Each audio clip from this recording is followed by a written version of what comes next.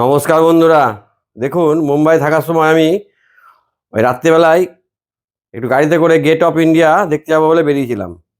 আমরা 4 জন ছিলাম। তো রাত্রিবেলায় মুম্বাই শহরের যে কি সুন্দর দৃশ্য দেখুন আপনারা, কি অপূর্ব লাগছে।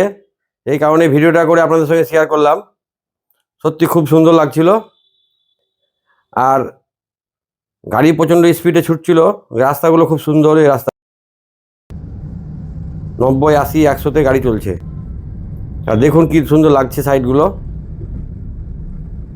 তো রানিংয়ে আমি ছবিটা তুলছিলাম গাড়ির মধ্যে থেকে বসে বসে কাচের ভিতর দিয়ে, তাই ছবিটা একটু ঝাপসা হয়েছে, কিন্তু খুবই সুন্দর লাগছিল।